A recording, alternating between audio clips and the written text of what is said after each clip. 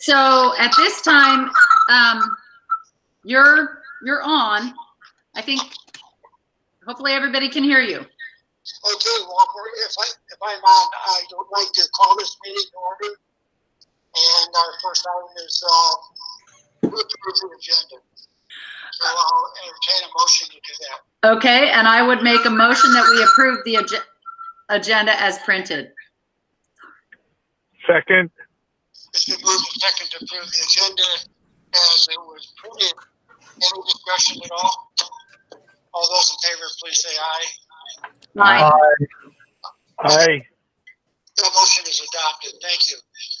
The first thing we have under administration is the budget workshop for fiscal year 2021. And that will be Superintendent Tom Albertson and Chief Financial and Operations Officer Lisa Howes. So I'll turn it over to them. All right. So this is the second part of the workshop that we started 2 weeks ago, and I'm going to turn it over to Lisa to start the her part of the presentation, and we'll fill you in where we are at this point in time. Well, good evening, everybody. So our first workshop was 2 weeks ago on April 14th, and I would say this is more of an update in terms of any figures that were presented to you 2 weeks ago. None of that really has changed. So the first piece of information is on April 21st for this fiscal year, the fiscal year we're in, the state has finalized the 1% holdback. And again, in terms of the numbers I presented to you, nothing has changed. What's larger, and the fiscal year that we are talking about now, fiscal year 21, which starts July 1st, 2020, the state is urgently trying to put together for school districts how 5% holdback would be implemented. I was asked last week to participate with some other chief financial officers from the various school districts around the state at the invite of the governor to dialogue on how that could be configured. And the governor understands that there is real urgency to deliver to school districts how this 5% holdback will, the details of it. And their commitment is by either this Friday or by Monday that kind of information will be flowing to the school districts. I could tell you that the governor's office is aware that there are options for school districts to declare financial emergencies, and one of those could be triggered at the state level, which is to decrease what's called a support unit. It's a measurement of student average daily attendance, and there is a dollar amount attached to a support unit every year. And if that were to drop from one fiscal year to the next by 3%, that is a trigger for school districts if they want to consider declaring a financial emergency. So I can share with you that that is one of the things that's being discussed at the governor's level right now. We do, like I think probably every school district in the state, have our own financial emergency policy. It's policy 7600. And that was the genesis of that was in 2009 when the state did declare a financial emergency. We did not declare a financial emergency during the Great Recession. I think almost every school district in the state did. And what I've presented to you for fiscal year 21, I'm not recommending that the board even consider declaring a financial emergency if the criteria were to be unveiled at the state level. Probably the most salient thing for you to hear tonight is the estimates on the 5% holdback that I presented, $1.2 million for fiscal year 21 on April 14th hold. What I've heard and participating in the meetings last week with the governor's office, I'm confident of that number. Other things that I shared with you last board meeting, we now expect that our federal appropriation estimates, and I emphasize estimates, will be released the week of May 4th. And we also, after receiving our health insurance increase of 8.8%, have worked with our insurance agent and have made some, I'm going to say actually quite minor changes to our current policy. And that will bring the increase to 5.8%. So a drop of 3%, and that would capture for us in reduced expenses $118,000. And you recall in the superintendent's portion of last board's workshop, he had penciled in $100,000. So we've now that item has come to fruition. Also pending are negotiations with the teachers union, and the first meeting, and these are public meetings, is this Thursday from 1 to 3 o'clock. And then finally, this Thursday, we also have to notify our county clerk of our budget hearing date. I'm going to recommend that we stay with our sort of normal hearing date, which is the first board meeting in June. That would be June 9th. At 5 p.m. The one change would be, instead of it being at the Sandpoint Event Center, that it would be held here at the central office. That would give us the option to either have it broadcast in this type of modality, or depending on where we are in the governor's phase-in stages, June 9th would allow 10 or less people to gather, which would allow the superintendent, myself, the clerk, and the full board to physically convene. But what is important is the resolution that was adopted in the last board meeting changed our public comment period, but under the Idaho Constitution, in a budget hearing, we must allow public comment. So we'll have to work with our clerk of the board to orchestrate how public comment could be received ahead of time as part of the hearing process. And that's all I have to share with you. All right. Thank you very much. Are there any questions from the board before we move on? So Carrie just asked if there were any questions from the board. I have a question. Lisa, have you got any more information about how much we might receive through the CARES Act? Yes, the estimate that I gave you 2 weeks ago of $600,000 still is the information that is being flowed to us. And just today, at the state level, the head of the federal programs, there's going to be basically an application process. You have to tell the state, so the state can tell the feds how you intend to spend the money, and then it will be on a reimbursement basis. So we have to spend the money first, and then we'll draw it down. Hold on one moment. Hey, Carrie, if you have your microphone on at home, I'm getting feedback in this phone and they're hearing it. So you either have to have your microphone off at home or you have to have it on mine.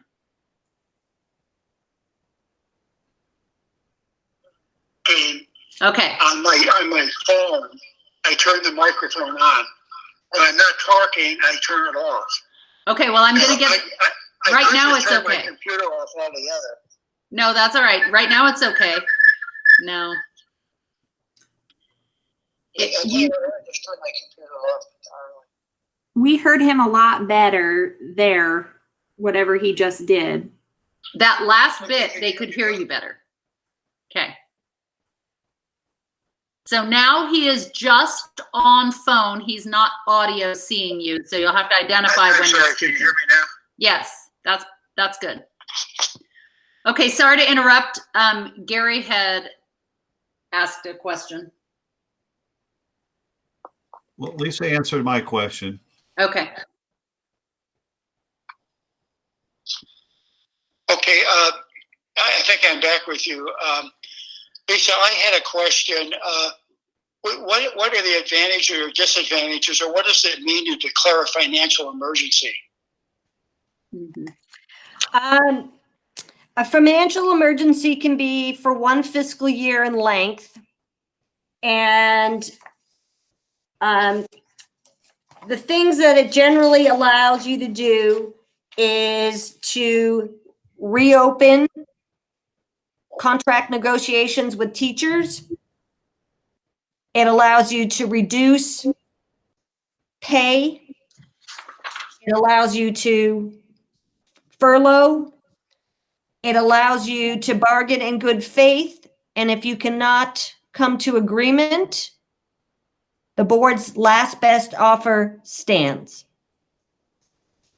Okay, good. Thank you. Mm-hmm. Okay, Tom, are you ready to?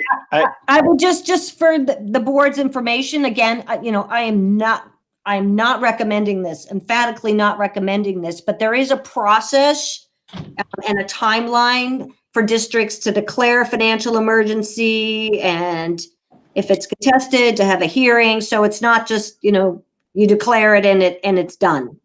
I have a question. Yeah, I realize you weren't recommending that. Okay, Tom? And Lonnie has a question. Okay, on that. go ahead, Lonnie. And this is for Lisa again. I'm assuming that we have the ability as a board to at any time declare an emergency, a financial emergency. Is that correct? Well, no, there are very specific conditions that allow a school board to declare a financial emergency. So, Under policy 7600, yep. the general idea is if your property tax from one fiscal year to the next drops by more than 5%. Okay. So if you have a failed, say, supplemental levy. Yep. If, as I explained, the unit count, the multiplier for the discretionary unit funding drops by 3% from one fiscal year, from the prior fiscal year to the current fiscal year. Mm-hmm. Or if a district's unrestricted general fund balance becomes less than 5.5%. Okay. If at any time a district meets any of those, I guess what I'm getting at is like, it's not you have to declare it right. You have to declare it at this certain time. It could occur anytime in August. Okay. It could occur in December. It could occur in March. Right. But the conditions have to be met.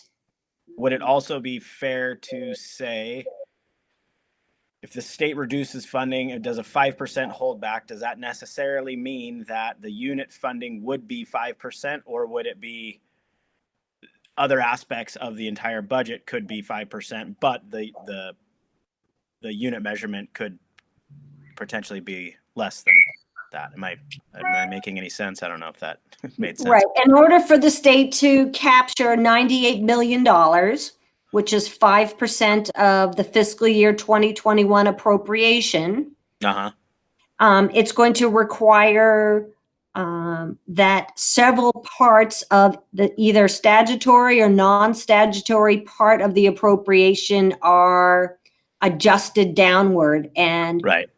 Only one consideration, say one of maybe 6 or 7 recommendations that probably will come to fruition, is this dropping the unit count by 3%. By 3. Okay. Right. Okay. And 7,600 says 3 or 3.5%? No, it's 3. 3. So it is 3. Okay. Yeah. All right. Thank you. Okay, thank you. Any other questions for Lisa at this time from the board? Nope. Tom, do you have anything to add as far as the budget workshop goes? Yeah. So just a real quick recap.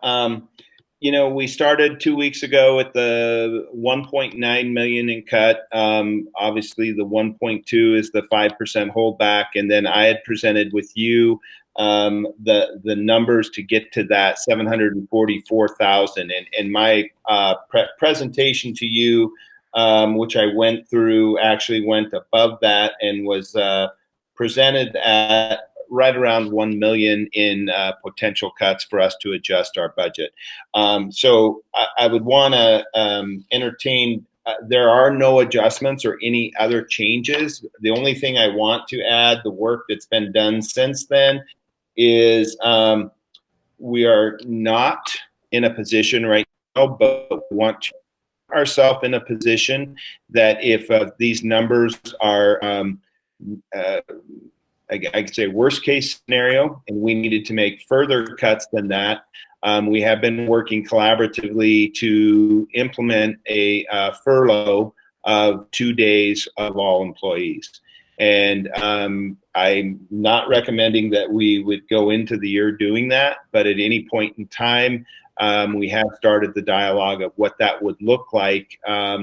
And so I just wanted to let you know that the numbers at which we presented 2 weeks ago, we feel really good about. And I want to thank Lisa for her time also sitting on the governor's committee. It's very valuable to have that input there. But we don't truly have the full picture of what the 5% holdback is going to look like. It could be this Friday. It could be next week. But I want you to know that we're prepared. We think our numbers are fairly good, and that we presented you a budget that we can meet that, the 1% and the 5%. But we also want to also be prepared. So within that preparation, there has been work, a collaborative approach to just to look to see what 2 furlough days may look like. And so I just wanted to present that to you. Okay, thank you very much, Tom. That was very good. Any questions from the board at this time? Nope. Okay, in that case, we'll move on down to action items.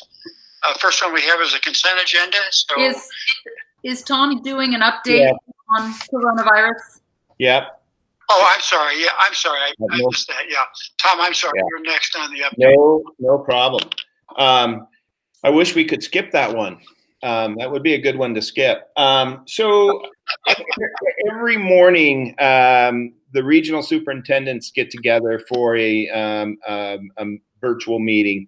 And so I want you to know that talking about the State Board of Education's reentry plan, looking at Governor Little's stages of opening up the communities, and then just got some information from the Panhandle Health this afternoon.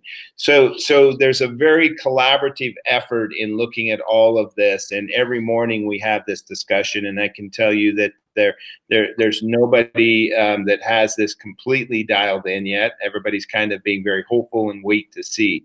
But with that said, I just wanted to let you know that work is going on. And then every Thursday morning, Laura Wallen, who is the regional director of Panhandle Health, joins our conversation. So we're getting a weekly update from Panhandle Health as well. What I want to share with you is a little bit of conflicting. What makes it so difficult to make a decision on the reopening criteria is number one, we have to submit our reopening plan to Panhandle Health, and they need to sign off for that. But what the State Board of Education has given us 4 criteria, with the 4th one being our reentry plan. The first one says no statewide or local social distancing restrictions, including stay-at-home orders. Now, we're anticipating that Governor Little will be addressing that come this Thursday on the stay-at-home order, but it still also has local social distancing restrictions. And that one statement there has every superintendent and every school district kind of in a little bit of a conundrum, because we don't know how to get around that local social distancing restriction, and what that would look like in a school. So within that, Governor Little then came out with his stage 1, and you may have seen this, but he's saying May 1st to May 15th. Now, the governor was very clear that he is not addressing schools, and he's leaving that to the State Board of Education. But within that May 1st to the May 15th, gatherings, both public and private, should be avoided. And that also puts us in a little bit of conundrum. And then today, I received something from Panhandle Health, which is a guidance for schools, and it's got a checkbox. And and I will share this with you, but there's what about 9 things that you need to check. The 2 areas that are still problematic are monitor and plan for absenteeism, and plan for student parents who do not feel comfortable returning to school. And then review group gatherings and events and determine if social distancing strategies can be put in place. So we talk a lot about what does it look like in a kindergarten class? What does it look like in a first grade class? How do we do social distancing? And in a comprehensive high school of 1,000. We are working to put our plan together, and I'm regionally looking to put our plan together. There is a clause from the State Board of Education that would allow us to work one-on-one with a student, maybe work with some seniors who need to make sure they get to graduation, maybe a student who has special education needs that we would want to work with. So there is a little leeway there, and as things loosen up, we may be putting some policies there. But to just say we're going to open schools, we don't have the clear direction right now to be able to do that. So, but I would entertain any questions you may have about that.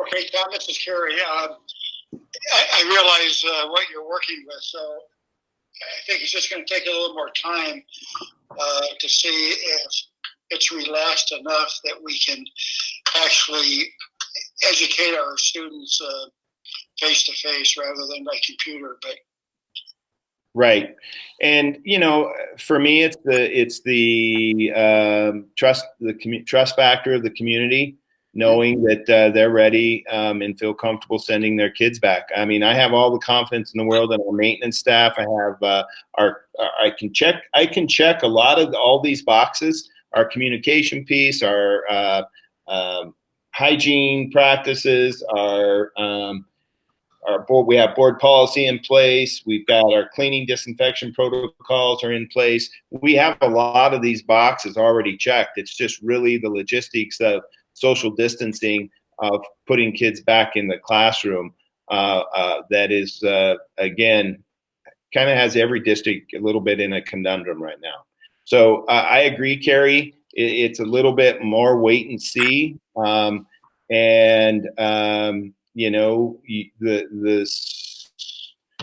I guess the spectrum right now is, yes, we would love to get back to school as soon as we can, but we also want to be smart about that. And then you also hear people still looking about plans for next fall. And it's, we're looking for clarity. So. Okay. Well, we sure appreciate what you're doing. It's just, it's really a hard spot you're in. Do you have a feel for the feeling of parents, whether they would be susceptible to sending their kids back under the conditions that we think is going to happen in the next month or two? We have not put an official survey out. When I do send communication out, I do get some responses back, and they are definitely mixed.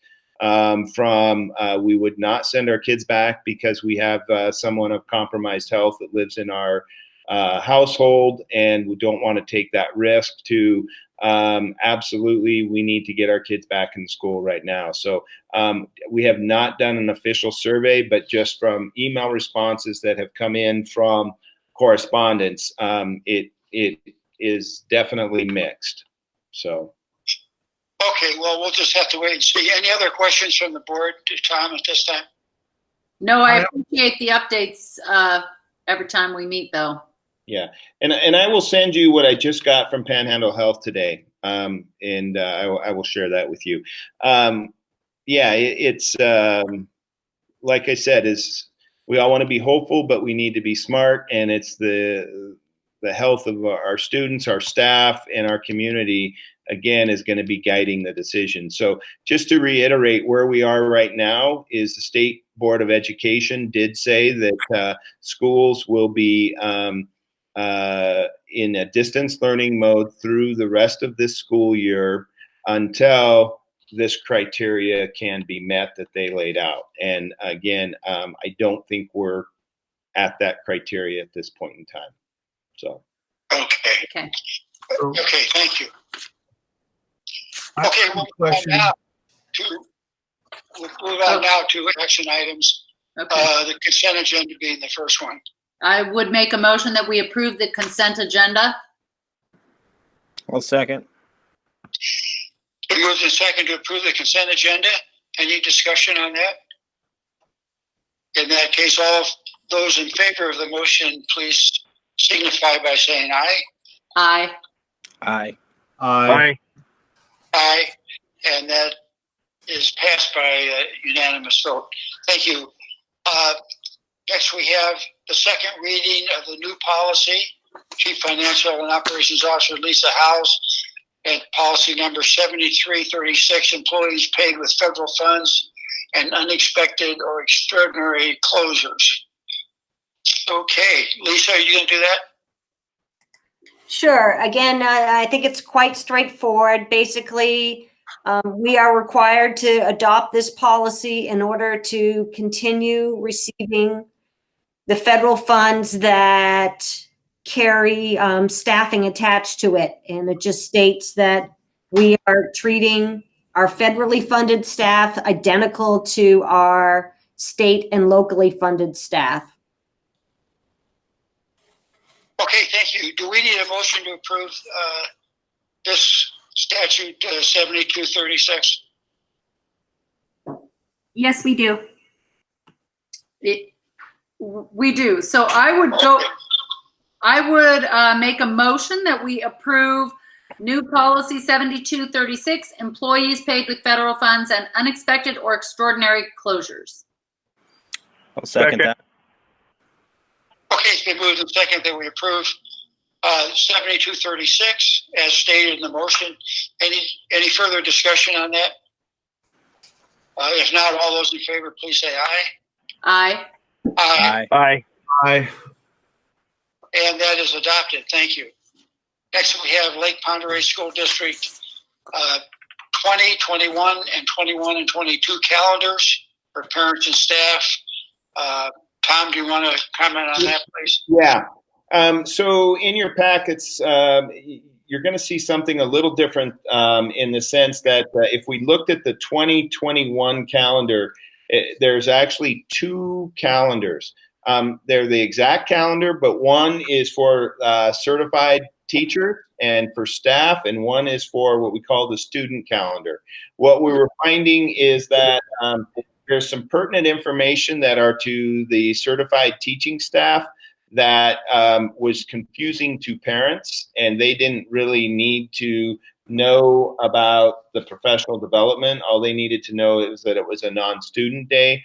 And so the whole purpose here was to clarify this so that we have it clear to the parents and the students versus one for staff. So that's why you see two different versions there. It's just a communication piece to try to clarify and not have confusion on and asking questions. And that would be the same for the 21-22 calendar as well.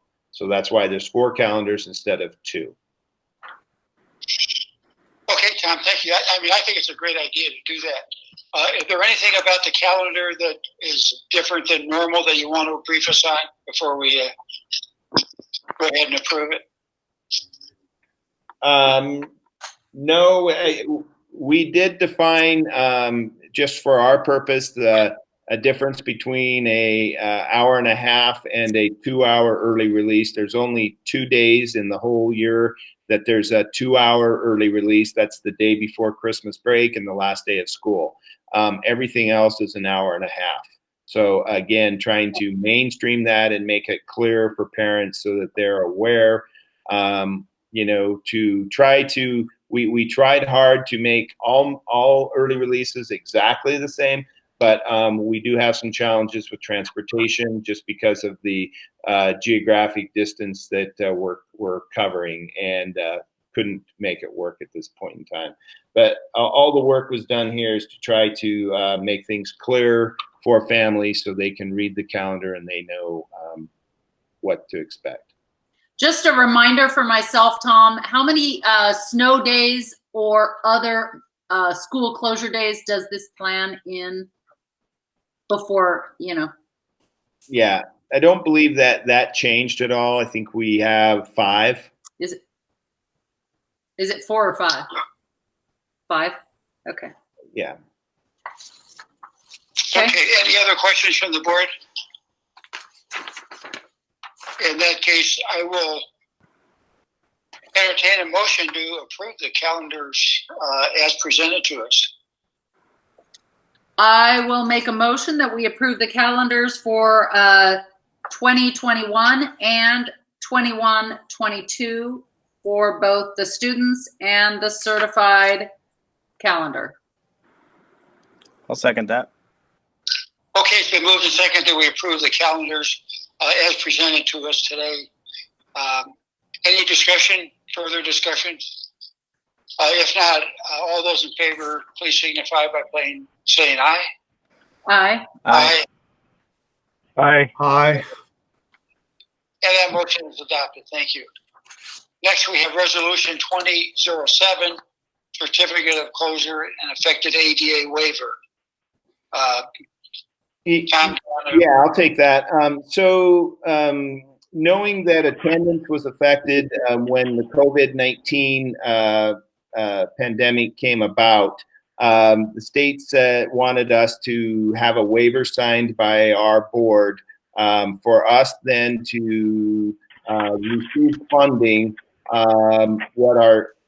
based on what our normal attendance would be.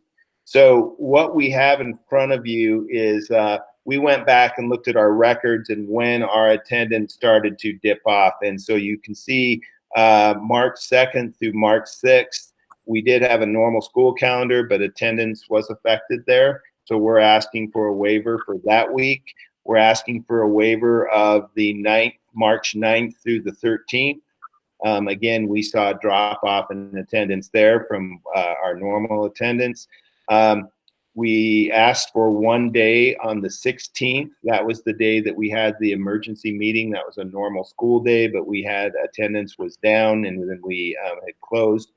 The next 2 days were work days for staff to prepare for distance learning. So again, we are asking for a waiver there. And then again, we had another staff work day coming off of spring break on April 6th. So at this point in time, what this does is asks for the state to recognize this waiver. thank you very much. Any questions from the board?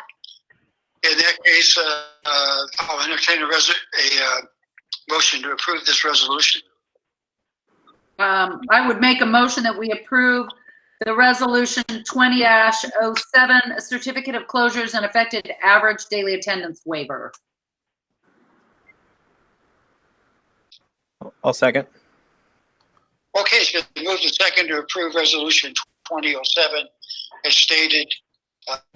Any further discussion? I have a question. Yeah, go ahead, please. Do we each need to print this off and sign it and send it back in, or not?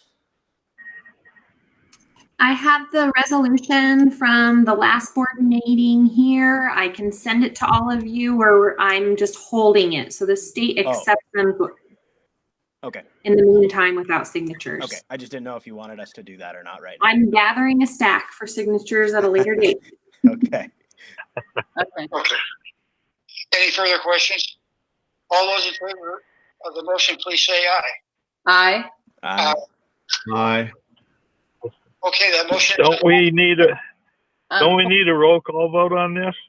Oh, No, resolution, no. Not that Okay. Aye. we do need it for later on. We're down to announcements. Superintendent, do you have announcements? Well, it's such a different time right now.